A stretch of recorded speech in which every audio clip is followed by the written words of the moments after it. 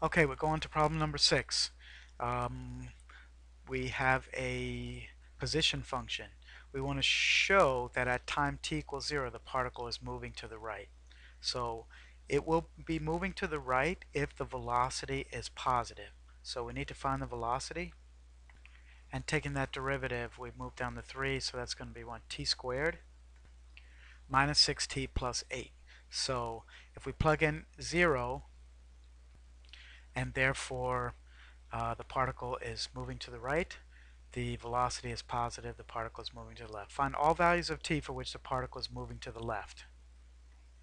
Well, for this we're going to need to factor the velocity expression, and that factor is to be t minus 4 times t minus 2, and that will be 0 when t is 4 or t is 2. So we're going to need a sign chart here.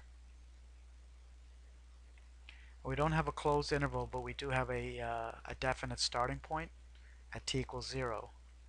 And so those are the only places where the particle is at rest, possibly turning around.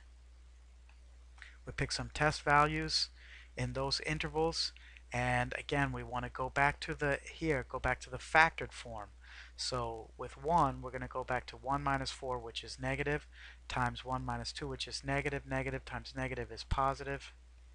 Then we're going to take 3. 3 minus 4 is negative, 3 minus 2 is positive. Positive times negative is negative.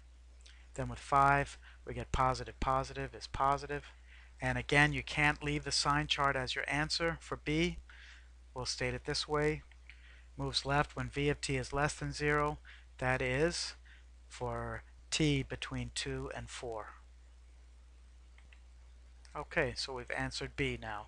What is the position of the particle at time t equals 3? Well, for that we're just going to plug t equals 3 into the original, because that's the position function.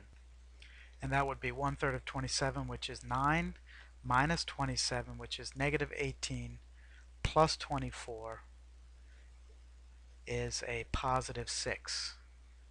And that is the answer for C. Now, the next question is, when t is equal to 3, what is the total distance the particle has traveled? Well, given what we know already, we know that the particle started at time t equals 0, and it moved to the right. So we know that the particle started moving at t equals 0 and moved right until t equals 2, at which point it turned around and moved left until t equals 3. So we've just described, based on what we know, and up until time t equals 3, we know that the particle started moving to the right from t equals 0 to t equals 2, turned around and moved left from t equals 2 to t equals 3.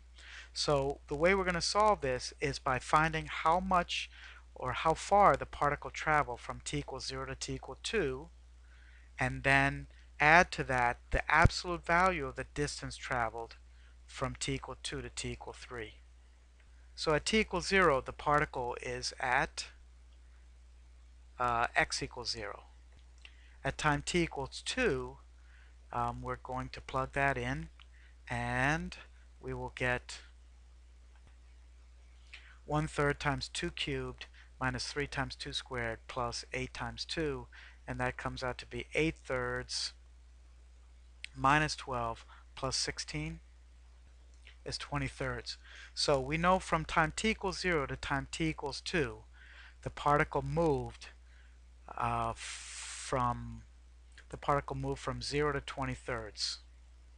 So if I made a little x-axis at the bottom, we can see that the particle is going to move from 0 to 20/3.